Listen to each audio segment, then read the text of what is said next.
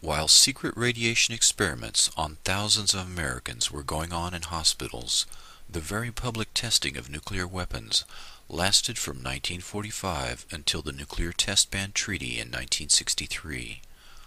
Approximately 253 above-ground tests were conducted in the Pacific and continental United States, in which 200,000 military personnel took part.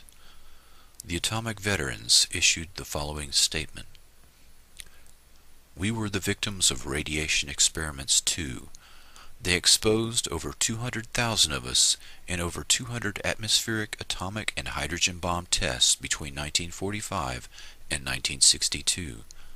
They deliberately bombed us with nuclear weapons and exposed us to deadly radioactivity to see how it would affect us and our equipment in nuclear warfare on land, sea, and air. They didn't need our informed consent because we were under military discipline. They devalued our lives too. They made us sterile. They crippled and killed our children. They made widows of our wives, then denied repeatedly and publicly that there was ever any danger. Say the lie often enough, and people will believe it. Of your company. Yes, sir, that's right. How many of your men do you think would volunteer to go up and be in one of those foxholes when the bomb went off? Oh, I'd volunteer, I guess, for about a half a dozen. At least half a dozen? Yes, sir. You know, that's quite a loud noise that bomb makes when it goes off. Do you think it would do you any harm? No, I don't think the noise would, no. How about radiation? Do you think there's much danger from radiation? Well, radiation is the least of the worries that the men are thinking about. I think most people thought that radiation was the greatest danger, didn't they? What did they learn different? We were, prior to our instructions here, we received a very thorough briefing before we even came into close to contact with it. A third group of experimental human subjects, besides the radiation experiment victims and the atomic veterans, are the downwinders. This term refers to all the people exposed to radiation as a result of atmospheric testing. This group in essence comprises the entire United States and in fact the entire world. Fallout from all 2,000 nuclear tests has deposited plutonium, strontium-90, and other radioactive substances in the bodies of every human being on Earth. At what point this experiment would prove fatal for all human life is unknown, but it is known that the human embryo is very vulnerable, and that 1 to 2 rads is sufficient to produce deformity or death. This much radiation and more has been deposited across the continental United States.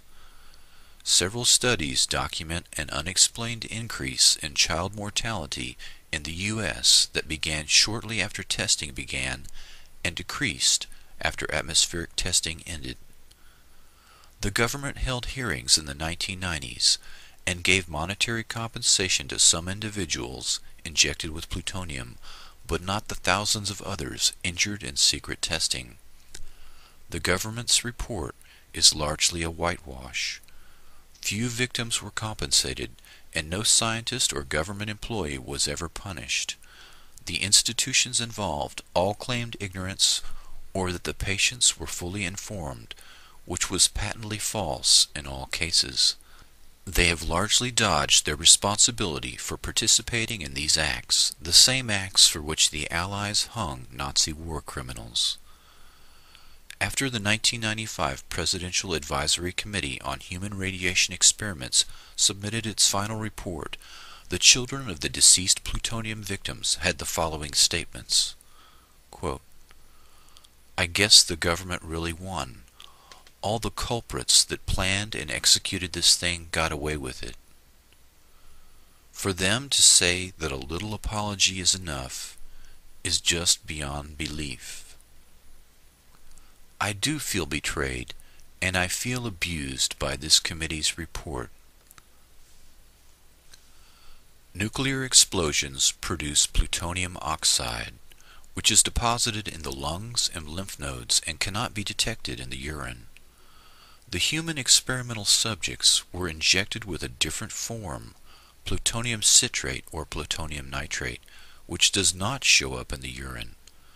30 years of testing urine from those exposed in above-ground nuclear tests has led to thousands of tests that show a false negative, meaning that the tests were scientifically useless. It had all been for nothing.